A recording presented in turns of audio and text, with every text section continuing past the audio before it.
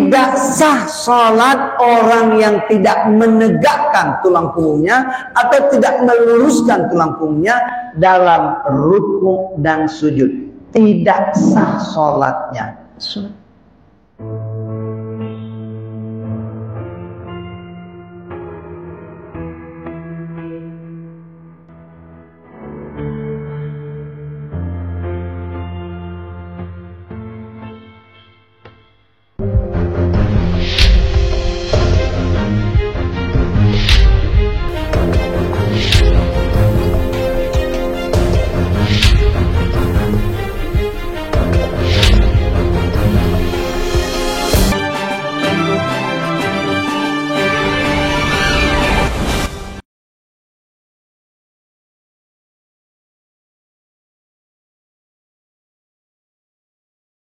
Wahai kaum muslimin, sesungguhnya tidak ada salat bagi orang yang tidak melakukan ruku dan sujud dengan meluruskan punggungnya. Lihat bahasanya, tidak ada salat, berarti tidak sah salatnya. Sama dengan tidak salat. Tidak ada salat, wahai kaum muslimin, tidak ada salat bagi orang yang tidak meluruskan tulang punggungnya pada waktu ruku dan sujud. Tidak ada sholat bagi orang yang dalam ruku dan sujudnya tidak meluruskan tulang punggungnya. Tidak ada sholat baginya. Sholat yang dilakukan itu tidak diterima kalau tulang punggung tidak lurus. Kita praktekkan nanti. Sahih hadis riwayat Ahmad 423, Ibnu Abi Sayyibah dalam Al-Musnad nomor 2971, Ibnu Majah nomor 871, Ibnu Huzaimah nomor 593 dan 667, At-Tahawi dalam Syarh Mushkilil Atsar nomor 3901, Ibnu Hibban nomor 1888, At-Taliqatul Hisan dan lainnya. Lihat silsilah al-hadis as-sahihah nomor 2536. Nabi Shallallahu Alaihi Wasallam bersabda. Sebentar. Ini semua sumber hadis yang di atas tadi. Ya, kami dapatkan dari kitab-kitab ini. Nah, sekarang masuk hadis berikutnya sekarang. Tidak sah sholat orang yang tidak menegakkan tulang punggungnya atau tidak meluruskan tulang punggungnya dalam ruku dan sujud. Tidak sah sholatnya. Sumber hadis ini dari mana? Sumber hadis dari hadis riwayat Abu Daud nomor 855. Bapak Ibu, maksudnya kitab hadis dari Abu Daud nomor hadis nomor tersebut 855. Kalau buka kitab Abu Daud hadis nomor 855 ini isinya. Lanjut. At-Tirmizi nomor 265 dan seterusnya begitu. Al-Nasa'i nomor 1065, Ibnu Majah nomor 870 dan Imam Ahmad Romawi 4-22. Cerita dari Huzaifah. Nah, ini cerita, itu hadis yang kedua. Ini hadis lainnya. Cerita dari Huzaifah. Huzaifah ini sahabat Rasul, orang dekat dengan Rasul ya. Apa kata Huzaifah? Bahwa dia pernah melihat seseorang salat tanpa menyempurnakan ruku dan sujud. Ada yang salat yang dilihat tapi tidak menyempurnakan ruku dan sujudnya. Terus setelah orang itu selesai salat, Huzaifah menegurnya. Nah, Huzaifah menegur orang itu. Ini orang dekat dengan Nabi nih ya, Huzaifah ya. Terus, Anda bukan sholat. Langsung tegas dia katakan, Anda bukan sholat. Dengan cara sholat yang tidak lurus tulang punggungnya pada waktu rukuk dan sujud, itu sama dengan tidak sholat. Anda bukan sholat. Perawi hadis ini bahkan mengatakan apa? Perawi hadis ini menambahkan, saya kira Huzaifah bukan berkata, bukan Pak, bahkan berkata, alhamdulillah. Kelihatan juga ya. Huzaifah bahkan berkata, seandainya Anda meninggal tentunya Anda meninggal tidak di atas sunnah Nabi Muhammad SAW. Bayangkan dengan cara sholat yang begitu, kalau Anda meninggal bukan di atas sunnahnya. Nah, hadis riwayat Bukhari, Sahih Bukhari 234. Itu nomor hadisnya, depannya di situ. Ya, oke. Hadis berikutnya diceritakan oleh Zaid bin Wahab. Perhatikan, ini penting, ini lebih tegas lagi ya, dari Zaid bin Wahab. Apa kata Zaid bin Wahab?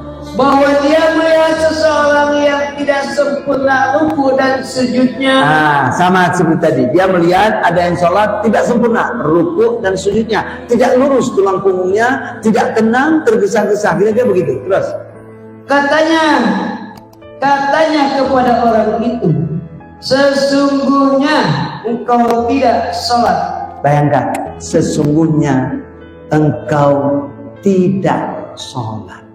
Bapak Ibu, kita cross check sholat kita selama ini.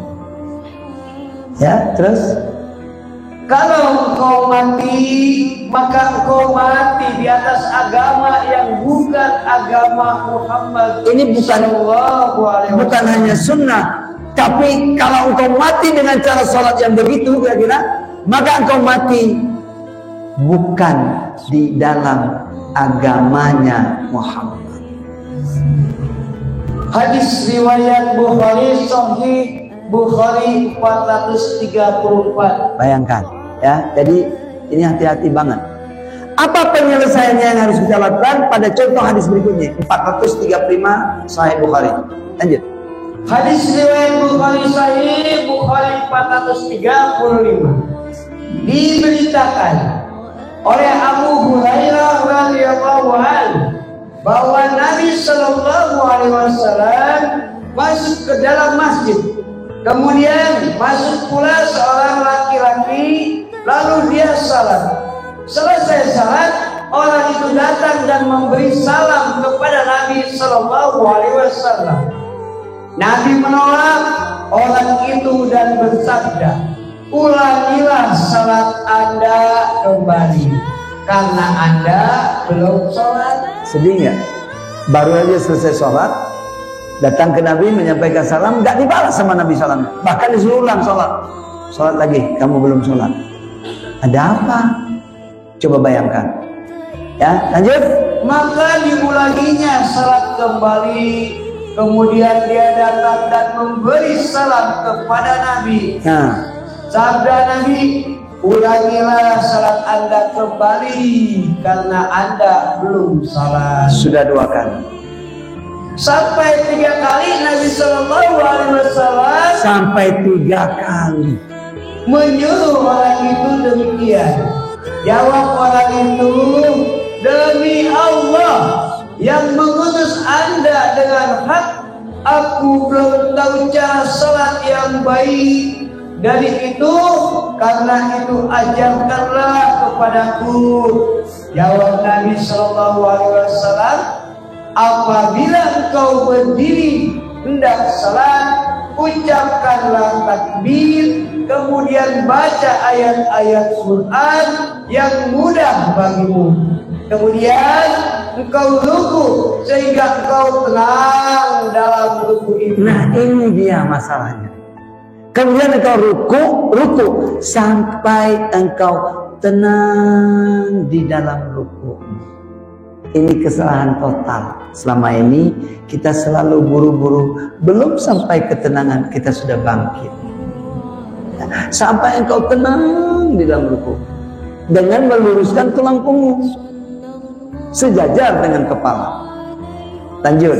Kemudian bangkit, berdiri lurus kembali. Terus berdiri lurus kembali sampai tulang belulang itu kembali ke tempatnya. Hadis yang sebelumnya tadi. Itu dia harus berjalan semua, ya. Lanjut. Sesudah itu bangkit, duduk sehingga kau tenang dalam sujudmu itu. Bangkit, duduk, tenang, tentram di dalam iftirasnya, tenang di dalam sujud. Ya, jadi iftiras itu tenang dan tentram, sujud pun harus tenang. Terus bangkit, duduk sehingga kau tenang, tentram dalam dudukmu itu. kemudian sujud sehingga engkau tenang dalam sujudmu itu. Kalimat terakhir, ini kalimat perintah sunnah, perhatikan dengan bagus. Ini penting betul kalimat ini. Terus, lakukanlah seperti itu setiap kamu salat. ini nggak main-main kalimat ini. Lakukan seperti itu setiap kamu sholat. Artinya apa? Kalau tidak seperti itu, ulangi lagi sholatmu, kamu belum sholat. Artinya apa? Sholat itu tidak sah, tidak diterima, sama dengan tidak sholat. Ini tidak main-main, saudara-saudara. Ini kalimat sunnah yang sangat saklek. Ulangi lagi. Lakukan seperti itu setiap kamu sholat. Kalau tidak seperti itu, ulangi lagi. Karena kamu belum sholat. Ini yang mau kita perbaiki pada hari ini.